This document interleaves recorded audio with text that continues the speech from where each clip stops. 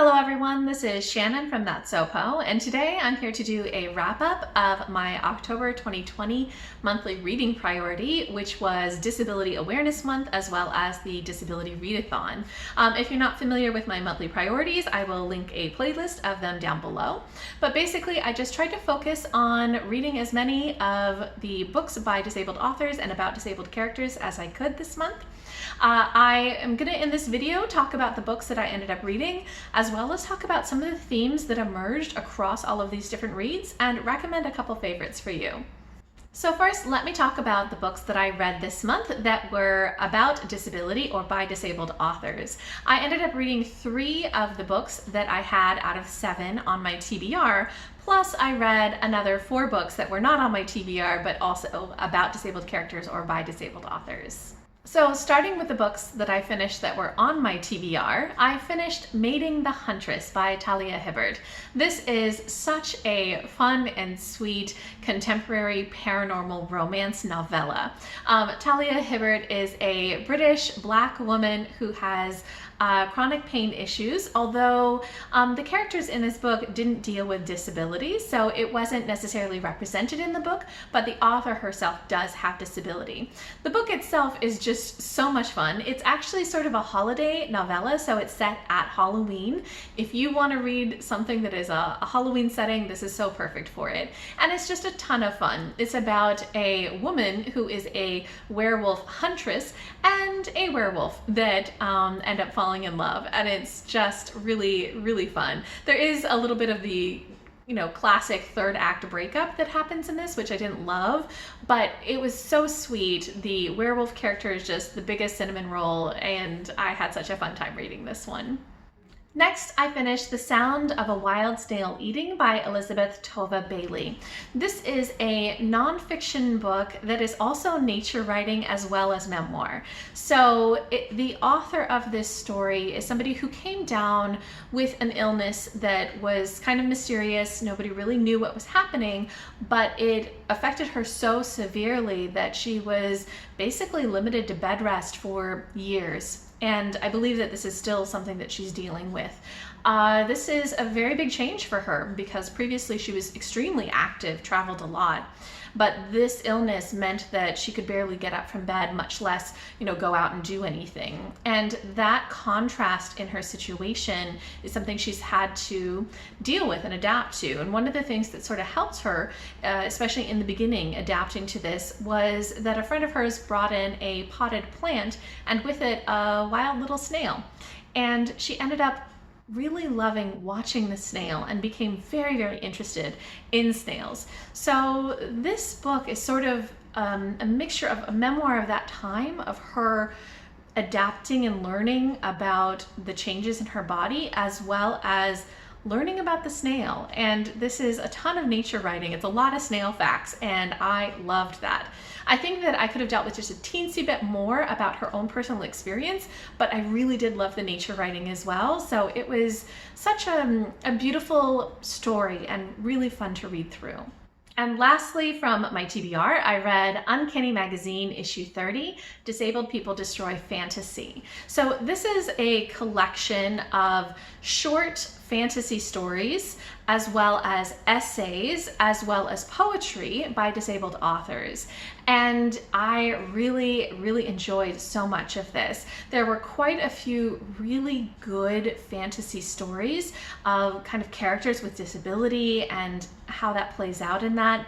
The essays were also really interesting, just people talking about how the fantasy genre works in relation to disability. The poetry was actually super great. I loved the poetry in this. There was a lot of anger and power in these poems, which I liked. And there were also some interviews with some of the authors, which I found really interesting. So I loved that this put together so many different facets of disability in SFF, in fantasy in particular, and I really got a lot out of it.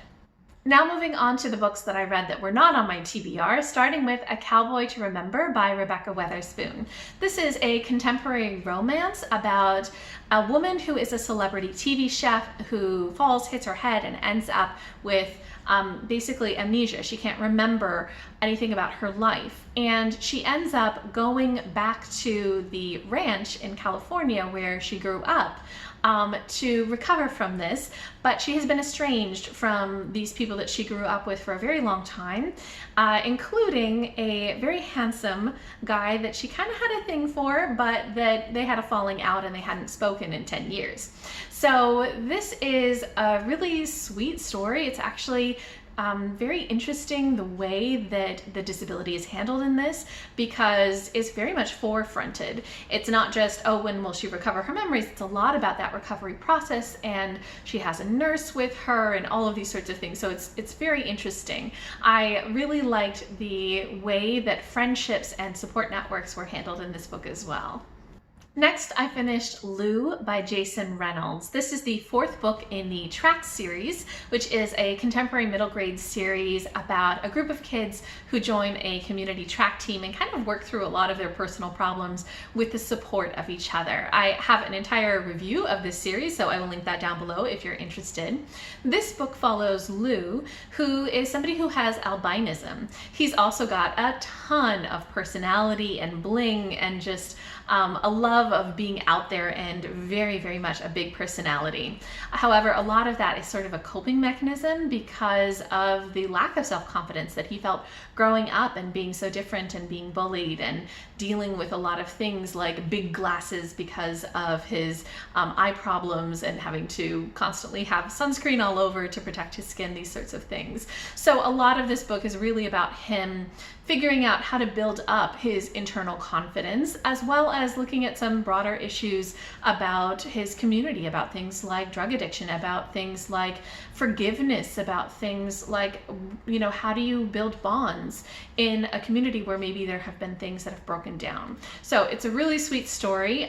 Definitely this is not an Own Voices story, and there's maybe some issues with the representation of albinism, but it is a very sweet story. Next, I finished Before the Ever After by Jacqueline Woodson, which is another middle grade, this time in verse, and also something that I loved. I have an entire standalone review for this as well, so I will link that down below if you're interested. But this is such a sweet story and really heartbreaking, but also just so beautiful. It is about a boy in the late 90s who has a very loving mom and dad, and his dad is sort of his hero. He's a very famous football player, but his dad starts to show symptoms of chronic traumatic encephalopathy, or CTE, which is basically the brain damage that happens from, you know, repeated concussions that happened to a lot of football players in the 90s and 2000s, but was not really understood or acknowledged even. So a lot of this story is about his relationship with his dad, which is very beautiful, but how that changes as his dad kind of gets sicker with this illness, and how his whole world changes, and a lot of issues of how people treat his dad and how his dad interacts with everybody, as well as just the support network that he has with his friends and his family. It's very, very beautiful, very, very moving, so I highly recommend it.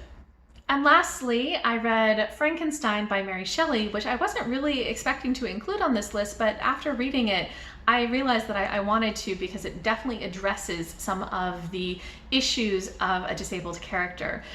So this story, I'm sure that you're familiar with the broad strokes of it, but a lot of it is very much focused on the creature that Dr. Frankenstein creates, who is very, very scary in appearance, and very much rejected by society because of that difference, and his frustration and desire to connect with people, but constantly being pushed away because he's so scary to them. So there's a lot in this about kind of disfigurement, and how that is a disability that isolates him and prevents him from being part of society, and really the moral obligation that Dr. Frankenstein has for this being that he has created and isolated. So it's a very interesting discussion of a lot of these philosophical, ethical issues, even though in modern media it's not really presented as that discussion. Okay, so those are all of the books that I read that were by disabled authors or featured disabled protagonists. Now I want to talk about some of the themes that I saw emerging throughout all of these different books, starting with change. I think a lot of these books really talked about the way that The people in them had to adapt to a change in their circumstances, a change in their abilities, a change in the way that they interact with the world around them. In A Cowboy to Remember, that's very much a part of it. The main character has to kind of figure out what she's going to do with her life. If she can't remember anything, if she doesn't know how to cook anymore, how does she want to live her life, and how does she want to interact with people?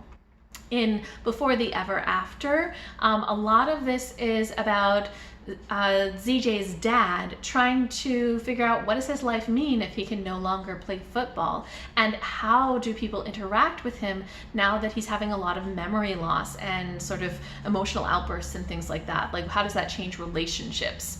In The Sound of a Wild Snail Eating, a lot of the memoir is really about that change in ability to go out and interact with society in terms of how she lives her life, in terms of how she sees herself.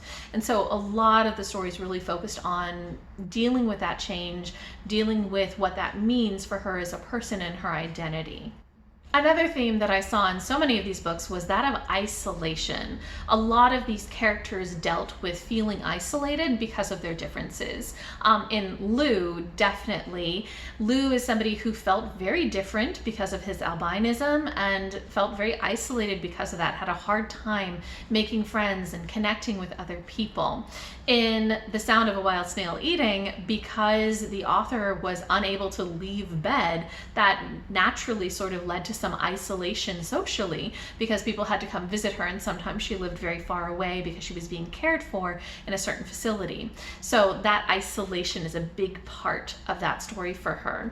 In Uncanny magazine, there is a story, Tower, by Lane Waldman, which is sort of a Rapunzel retelling, where there is a mom and a daughter, and the daughter's hair is growing uncontrollably and sort of takes over the tower that they're in, getting into every nook and cranny, and they can't really leave. And so they're stuck in this tower because of the hair, and nobody really wants to come visit them either, and so they're very isolated by that. In Frankenstein, really the whole story is about isolation for the creature that Dr. Frankenstein created, who's never even really given a name. He just is so separated from the rest of humanity and doesn't have anybody who's like him. He's purely isolated, so that was a big theme in that book. Just as isolation is a big theme, so is that of support networks. I found that a lot of these stories really talked about support networks because I think isolation is such a big deal for people dealing with a disability. So in Uncanny magazine, there was a story, Away with the Wolves by Sarah Gailey, that was very much about the importance of having a friend who's there as your support network and who lets you know that you're still valid for being you and for living life the way you need to live, which might be different from other people because of your disability. In A Cowboy to Remember, so much of the story is about the support network that the chef finds when she goes back to the ranch where she grew up, and how that really helps her find herself and rebuild her life when she has gone through this memory loss. In Lou, this is part of the track series, and the track series is all about the community that the track team offers and finding your own power to get through difficult situations through the support of the team. Also in Before the Ever After, I think that so much of the story is really about the support network that ZJ, the child, has in his best friends. They are there for him 100%. They come over, they do everything together. He also has a huge support network in his mom and in his family members, and everybody's kind of there coming together to get through a really difficult time. In addition to the themes that I noticed this year, I wanted to mention some of the themes that I noticed last year, since last year I also focused on disability reads. I think that it's interesting to see the kind of different things that emerge each year. So last year, one of the themes that I noticed was accessibility, or really the importance that you have an environment that can adapt to your disability and how empowering that is. I also last year noticed the theme of fear and judgment, of the way that non-disabled people sort of fear disability and judge those, often finding them sort of morally to blame for their own disability. It was a very interesting thing, and I definitely especially noticed that in Frankenstein. That was definitely a theme there. And the last theme was sort of this idea of connection and being seen, the importance of people who have disabilities for feeling like they're recognized as full human beings and seen for who they are, and not just sort of reduced to their disability. And I think that we see that in a lot of these stories, especially things like Lou, where he really wants to be part of team and part of society and be acknowledged for who he is rather than just kind of what his difference is. One other thing that I noticed, although not a theme, but still very much was brought to my attention, is the treatment of disability rep in a lot of books, especially those that are own voices versus non-owned voices. So this is a thing that is really interesting and a great discussion. In Uncanny magazine issue 30, there was an essay by A.T. Greenblatt, who I absolutely love, she's great, and talking about how to write a story with a disabled main character. And her advice is, first of all, write a main character, have a fully fleshed out human being. And then two, do a ton of research and make sure that you understand that disability and how that influences and affects that character. And I really liked that essay. So I'm going to link that essay below. Definitely check it out. But what I found is that although when I read, I'm definitely paying attention to whether or not a disabled character is fully fleshed out, if they're given autonomy, if they're given this ability to be a whole person, which is really what you want to see, I can look at that, but I have a harder time recognizing whether or not the representation of a specific disability rings true when I don't know that much about a lot of different disabilities, and I have a hard time evaluating that. That was really brought home, especially in Lou by Jason Reynolds, which is about a kid who has albinism, and I had read, I knew that vision impairment was also something that often came along with albinism, and when I read the story I was like, oh, that definitely is a part of this. However, it was interesting because Jen at Remembered Reads, who I will link below, talked to me in the comments, as well as had a Goodreads review talking about the way that even though Jason Reynolds addressed those vision impairments,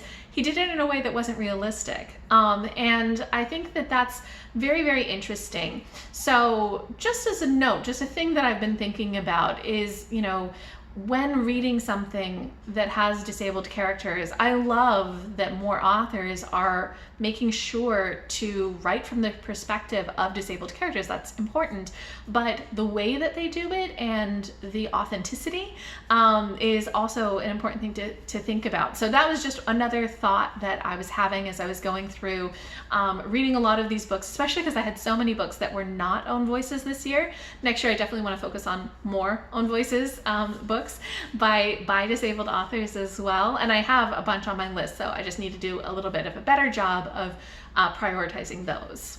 Okay, so now I want to move on to some recommendations. If you don't have time to read all of the books that I mentioned, I wanted to give a recommendation for 3 of them that I think you should pick up, starting with Uncanny Magazine issue 30, Disabled People Destroy Fantasy.